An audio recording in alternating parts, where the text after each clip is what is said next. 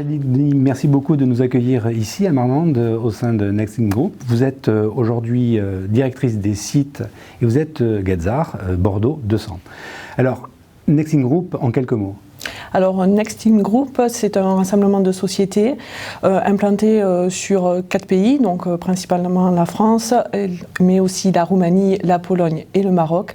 Donc nous sommes sous-traitants aéronautiques, mécaniques de rang 1 pour les grands donneurs d'ordre tels que Airbus, Safran, Airbus Hélicoptère. Donc un groupe en pleine expansion puisque nous avons pour projet dans les prochaines années d'aller nous implanter aux États-Unis pour nous rapprocher de notre grand géant de l'aéronautique, Boeing.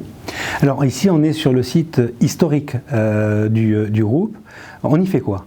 Alors on y fait beaucoup de choses, mais principalement de l'usinage mécanique sur des pièces aéronautiques destinées aux civils, avions civils, hélicoptères, mais aussi militaires et spatiales. Donc on usine tout type de matériaux, le titane, l'acier et l'aluminium.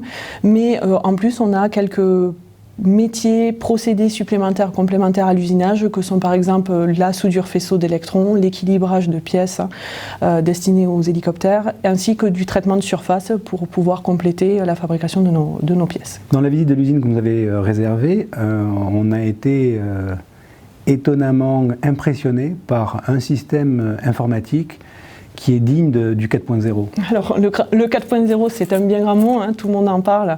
Je pense qu'on a la volonté d'aller vers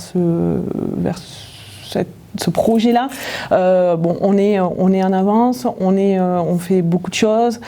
Effectivement, on digitalise, on numérise pas mal de données pour éviter d'avoir des données papier. On fait de la surveillance en temps réel du fonctionnement des équipements, de la qualité de nos produits. On essaie d'avoir les informations au plus tôt possible pour pouvoir les analyser.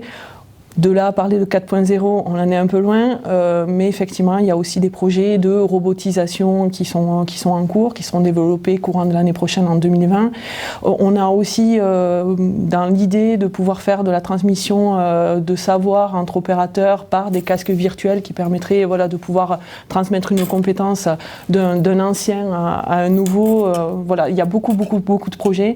C'est quelque chose sur lequel le groupe et MGP travaillons, mais il en reste encore un petit peu de chemin. Je me suis aussi laissé entendre dire que vous travaillez avec l'ENSAM, avec un labo, le Lipsen, à Aix-en-Provence. Tout à fait, donc étant MGP Asquini a 2 succursales, une à Bordeaux, au Hayan, et une à Marignane à Marseille, qui travaillent étroitement avec l'ENSAM d'Aix-en-Provence depuis quelques années. Et nous les accueillons notamment un thésard, et ce depuis 1 an environ. Et donc les travaux de recherche portent sur... Alors c'est principalement des travaux pour Airbus Hélicoptère, puisque Marignane, on n'est pas très loin d'Airbus Hélicoptère, donc on travaille pas mal sur de la R&D, du prototype pour tous les nouveaux projets lancés par le laboratoire d'idées de recherche d'Airbus Hélicoptère. Donc ça permet de pouvoir prendre appui sur le laboratoire de l'ENSAM, sur les moyens aussi techniques, et bien sûr la matière grise que représentent tous les Gadzart qui sont dans cette école. Et Dieu sait que la matière grise est bien présente chez les Gadzart. Pour cette spéciale Lot-et-Garonne d'AMTV, nous sommes allés voir donc d'autres Gadzart qui ont dans d'autres secteurs d'activité. Le point commun, c'est le recrutement. Pour vous, ça vous concerne aussi ? Bien sûr, ça nous concerne. Aujourd'hui, on a un plan de recrutement ouvert de 12 personnes sur le site MGP Asquini et un plan de recrutement qui va monter à près de 30 personnes sur l'année prochaine pour le site NTSP, donc qui est sur le même terrain que Asquini MGP, mais qui est spécialisé dans le traitement de surface. Donc aujourd'hui, c'est une réelle problématique, puisque nous en sommes à refuser des contrats avec certains de nos clients faute de personnel. Donc effectivement, c'est quelque chose de vraiment critique, où nous espérons beaucoup de tous les petits projets ou tous les reportages que l'on peut faire pour pouvoir trouver du personnel, parce que effectivement, c'est très compliqué.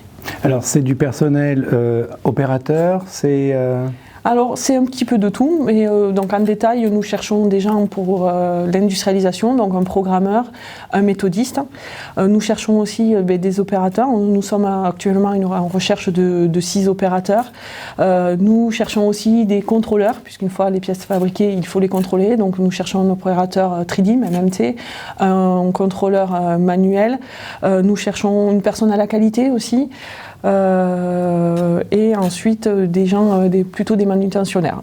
Et sur le site d'NTSP à côté, nous cherchons plutôt effectivement là des reçueurs, enfin des gens certifiés Cofran-Cosac, reçuage et magnétoscopie, mais aussi beaucoup de gens sans forcément d'expérience professionnelle dans le métier, mais qui ont juste envie de démarrer une activité professionnelle et qui ont envie de nous rejoindre. Et que vous formeriez? Bien sûr, qu'on accompagnerait.